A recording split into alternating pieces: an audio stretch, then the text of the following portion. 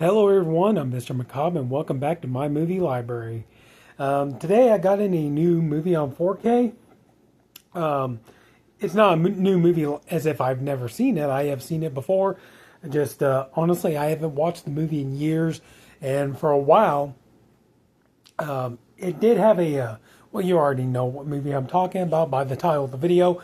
Today, thanks to Scream Factory on 4K and Blu-ray, we got in Sorority House Massacre by Concord Pictures. Obviously, another example since here recently we've gotten several movies restored on 4K, like Forbidden World and Galaxy of Terror, stuff like that, because, of the passing of Roger Corman and, some of the movies that he produced and his company, Concord Pictures, produced.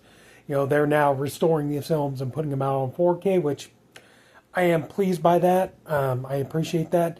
But so it's very nice to finally get this out on 4K. The fact of the matter is, honestly, I haven't seen this movie in years.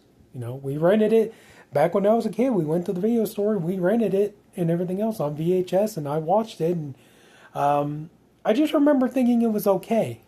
But as the years passed and there has been, a little bit here and there, kind of in the back of my mind, just a little nettling about, been wanting to revisit this movie again and hadn't seen it in so long. And, now I believe the Scream Factory Blu-ray is either really overpriced or it's out of print now. So, but, when this came along, I was like, you know what, I'm going to go ahead and jump on this bad boy and get it. And it was fun to rewatch it again after all these years. The 4K transfer on there is pretty solid. It's not gonna. I'm gonna be honest with you. It looks fine. A very very thin level of grain, but I mean it's the picture is consistently beautiful to look at. The sound quality is amazing. But yeah, it was nice to finally get this back and to be able to see it again. And truthfully honest with you, I was not expecting this to have a slipcover on it. I really wasn't. So, every picture I had ever seen of it, whether it was on Diabolic or, Amazon or something like that, it was always just the Amaray case. There was no slipcover to it. It always looked like this. So to get it with a slipcover is, a nice added little bonus. And there's the back.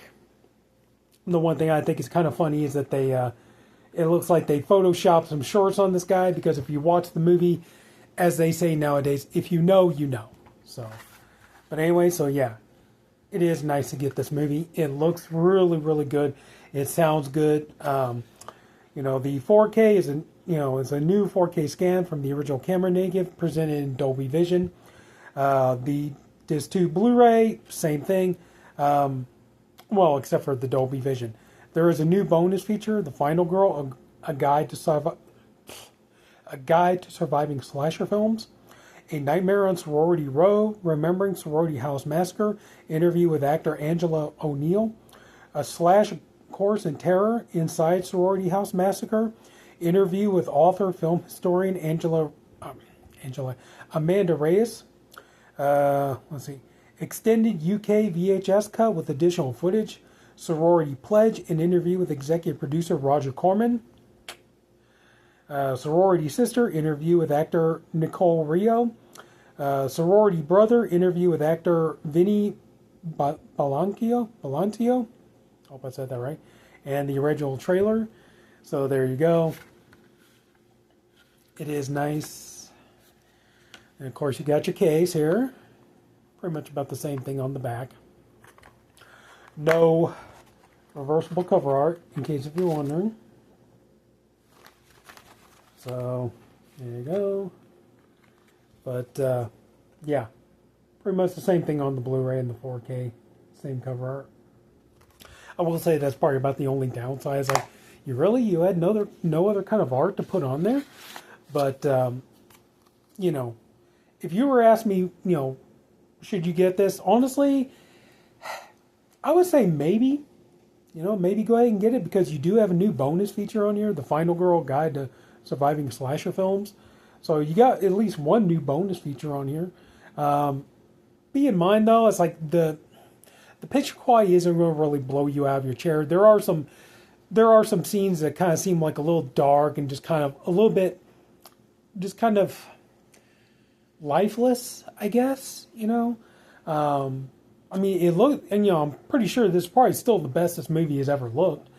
I know there are probably people out there who look at this like, why did this movie get the treatment and all that kind of stuff? Like I said, I think it really has to do with right now, since the passing of Roger Corman, that I think that, not just Scream Factory, I'm sure other boutique companies as well have been really wanting to, really fix up and get out nice editions of Corman's movies, ones that he produced, ones that he directed, things like that. But for me, it was worth it because I never did pick up the Blu-ray. I never had it on DVD. Like I said, I hadn't had this movie, I hadn't seen this movie since the VHS days. So for me, it was definitely worth the pickup. And like I said, it was just fun to revisit it again. And a strange mix of Slumber Party Massacre and Halloween. It's fun. That is one thing, it's like, as for the movie itself, I'm going to be honest with you, if you haven't seen it, it's very much a kind of mediocre slasher movie. I mean, it's definitely not going to, sorry, just let me take a drink real quick. Sorry, my throat is dry.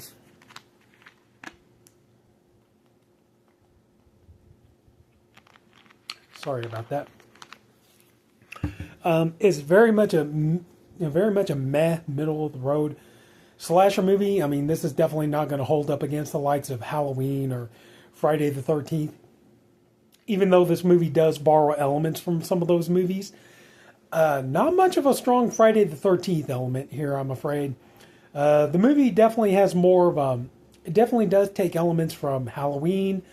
Slumber Party Massacre, yes. Nightmare on Elm Street, there's definitely a very heavy nod to Nightmare on Elm Street in this movie, in the fact that the main character, she keeps suffering from nightmares. And so, in this 1986, this was only 2 years after Nightmare on Elm Street, so you could definitely tell it's borrowing a little bit from that one too.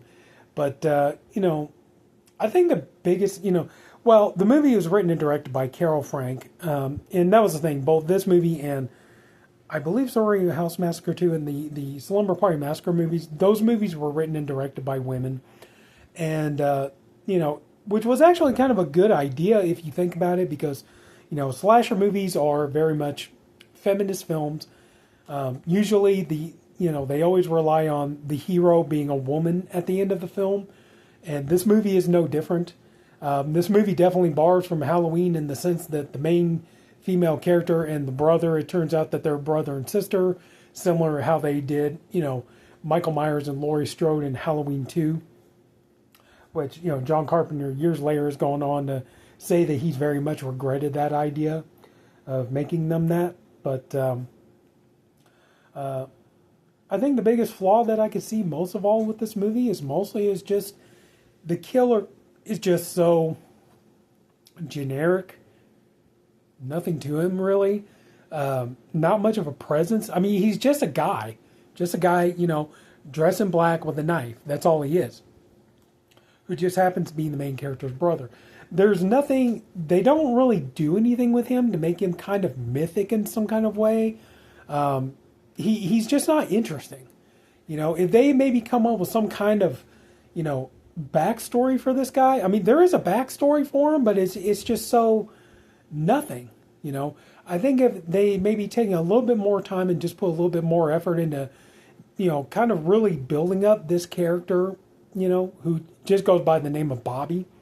If they built up this character and kind of really made him, more, just kind of larger than life, the way they did with Jason and Michael and Freddy and Chucky and stuff like that. If they had done that, I think I think this movie probably, it would have elevated this movie, and I think it would have made this movie probably, have more of a lasting impact, and maybe even, get up there with some of the other slasher movies.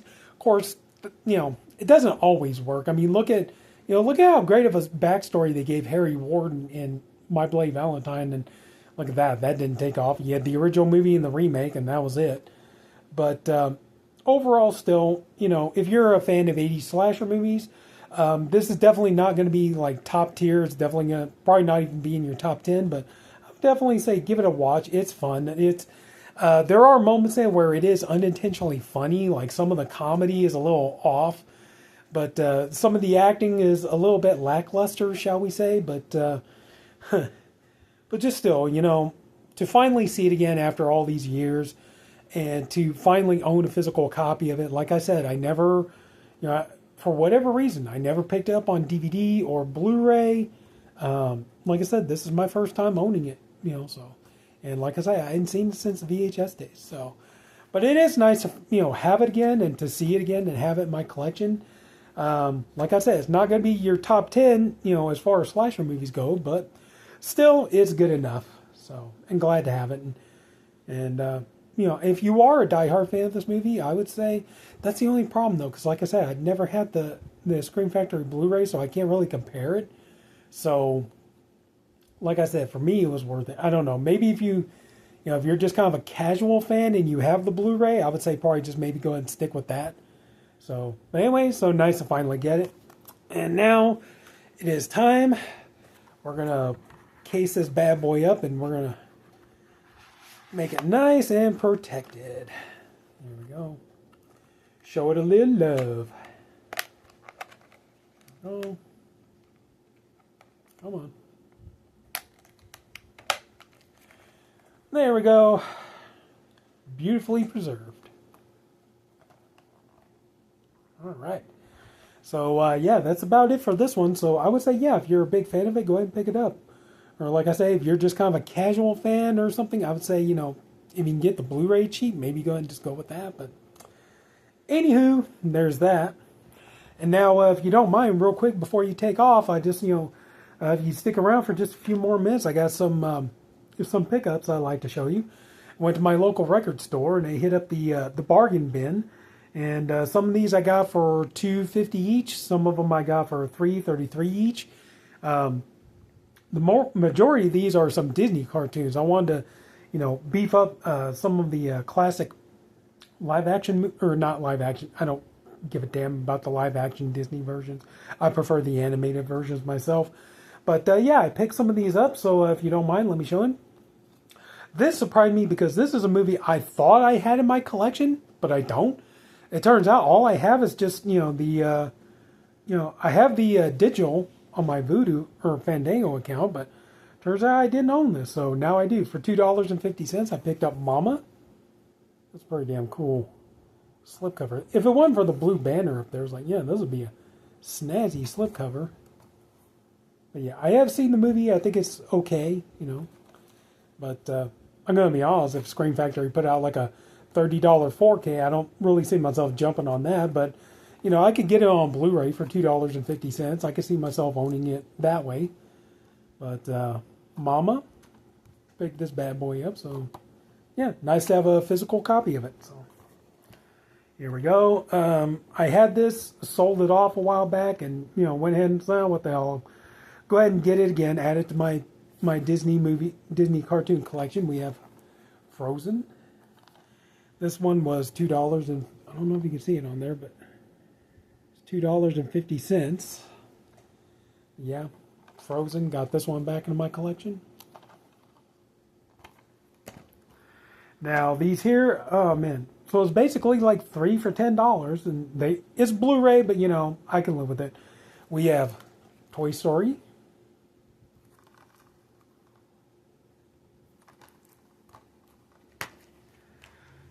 Toy Story 2.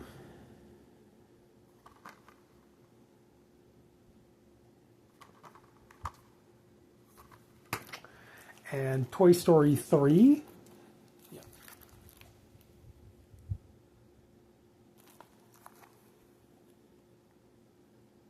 They didn't have Toy Story 4, so I had to sell for just getting 1, 2, and 3. I couldn't find Nemo, but I did find Dory for $3.33. This is the Blu-ray 3D, DVD, digital copy.